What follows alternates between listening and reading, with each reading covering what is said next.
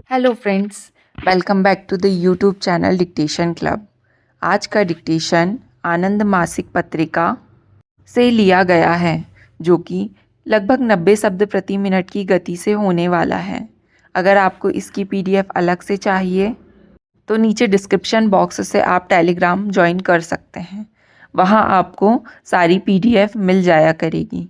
इसके अलावा आपको और भी प्लेलिस्ट चाहिए, जैसे कि रामधारी गुप्ता खंड 1, रामधारी गुप्ता खंड 2, previous year dictation, 10 minute non stop dictation, newspaper dictation, तो उस प्लेलिस्ट की लिंक भी आपको नीचे डिस्क्रिप्शन बॉक्स में मिल जाएगी।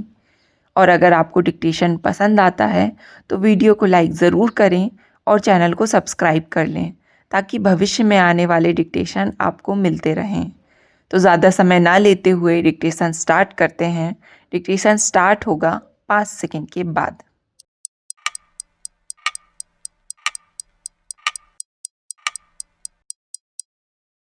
स्टार्ट।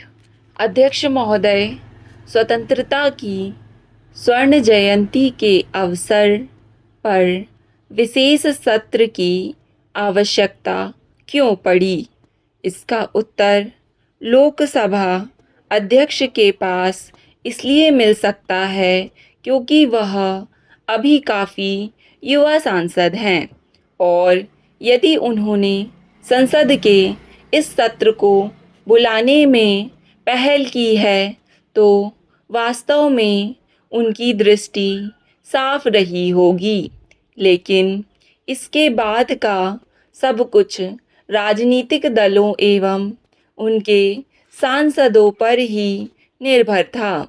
मैं समझता हूँ कि राजनीतिक दलों ने इस चर्चा का उपयोग अपनी अपनी राजनीति के अंतर्गत ही किया। चर्चा के दौरान जो टीका टिप्पणी सुनने को मिली, उससे यही संकेत मिलता है कि हर राजनीतिक दल मध्यावधि चुनाव को दृष्टिगत रखकर ही इस चर्चा में भाग ले रहा था। ऐसा नहीं कि वक्ता या नेताओं ने राष्ट्रहित के मुद्दे ना उठाए हों, लेकिन उनके स्वरों में जहाँ राष्ट्रहित की सुगंध आ रही थी, वहाँ उनके स्वरों की गूंज इस बात का साक्ष्य प्रस्तुत कर रही थी कि राष्ट्रहित के स्वरों की प्रतिध्वनि में पार्टी हित भी निहित हैं। राजनीतिक संवैधानिक संस्थाओं में महिलाओं का आरक्षण, शिक्षा, चिकित्सा, विज्ञान एवं तकनीक, राजनीति में बढ़ते अपराधीकरण, भ्रष्टाचार, चुनाव सुधार, देश की सरहदों की सुरक्षा एवं अन्य लगभग सभी आवश्यक मुद्दों पर रोशनी डाली गई। लेकिन किसी भी वक्ता ने यह हिम्मत नहीं जुटाई कि वह किसी भी राष्ट्रहित के मुद्दे पर संसद में आम सहमति का आह्वान करते हुए अपने वक्तव्य के दौरान ही किसी मुद्दे पर सांसदों के हाथ खड़े करवा लेता। शायद सभी वक्ता या सांसद इस बात से भिज्ञ थे कि वह ऐसा नहीं करवा पाएंगे। स्वतंत्रता संघर्ष के दौरान ऐसी बैठकों में भी प्रस्ताव पास करा लिए जाते थे। कुछ सांसदों ने तो अपने वक्तव्य के दौरान ही यह संकेत दे दिया था कि वे जो कुछ बोल रहे हैं मध्यावधि चुनाव के दृष्टिगत ही बोल रहे हैं।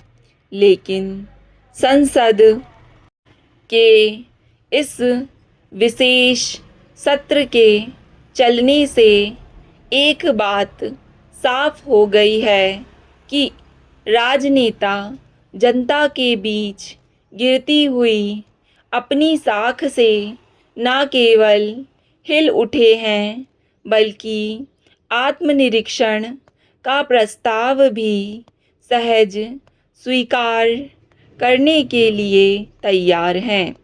इससे यह भी स्पष्ट हो गया है कि जनता सर्वोपरि है और सांसद को जनता के प्रति जवाबदेही की जिम्मेदारी आज नहीं तो कल उठानी ही होगी। अध्यक्ष महोदय, संसद के इस विशेष सत्र का एक बहुत बड़ा लाभ जनता को यह पहुंचा है कि वह अब यह कह सकती है कि यदि अगले चुनाव में वर्तमान सांसदों में से एक भी दोबारा चुनकर नहीं आता तो अगली यानी 12वीं लोकसभा में जनता का प्रतिनिधित्व वास्तव में जनहित को सर्वोपरि मानकर किया जाता रहेगा। 12वीं लोकसभा के सांसदों का चुनाव काम के आधार पर होगा, ऐसा अब स्पष्ट परिलक्षित हो रहा है और ऐसा होना भी चाहिए। इसलिए संसद में पहुंचते ही सांसद की जनता के प्रति जिम्मेदारी खत्म नहीं हो जाती, बल्कि यह जिम्मेदारी वहां पहुंचने के बाद बढ़ जाती है। यद्यपि यह कहना कठिन है कि 26 अगस्त से संसद का विशेष सत्र प्रायश्चित के उद्देश्य से रखा गया था या फिर आत्मनिरीक्षण के उद्देश्य से बुलाया गया था। इस सत्र के दौरान लगभग हर सांसद वक्ता ने यह माना कि पिछले 50 वर्षों में राजनेताओं से कुछ गलतियां हुई हैं। उन्होंने इस सत्र में पिछली गलतियों को सुधारने का आह्वान भी किया और आगे ऐसी गलतियां ना दोहराने का संकल्प भी लिया।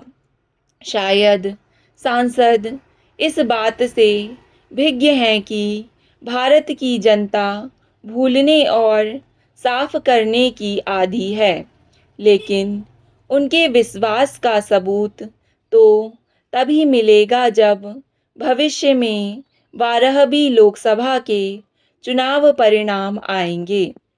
संसद द्वारा की गई इस चर्चा में जो खास बात देखने को मिली वह यह है कि वरिष्ठ सांसदों एवं नए सांसदों के बीच भारी अंतर दिखाई पड़ रहा था। यानी जहां वरिष्ठ सांसद राष्ट्रहित के मुद्दों में राजनीति को मिश्रित करने का मोह नहीं छोड़ पा रहे थे, वहीं युवा सांसद राष्ट्रहित के मुद्दों को बेबाकी से पेश कर रहे थे। अलग अलग वक्ताओं ने गांधी जी के सपने साकार किए जाने की बात रखी। यह वास्तव में सर्वसम्मति की ओर इशारा कर रही थी। मजे की बात तो यह रही कि भाजपा के पूर्व अध्यक्ष ने विज्ञान और तकनीक पर अपने जोरदार भाषण के दौरान कहा कि कहाँ गए वे दिन जब हमारा जुलाहा गेहूं के एक दाने के बराबर रुई से 26 गज धागा बना दिया करता था। उन्होंने स्वदेशी के मुद्दे पर गांधी जी को याद किया। इस दौरान एक रोचक बात देखने को मिली कि जिस वक्ता ने अपना भाषण खत्म किया उसने दूसरे वक्ता को सुनने में कोई रुचि नहीं दिखाई। यह वातावरण उचित नहीं है। स्टॉप।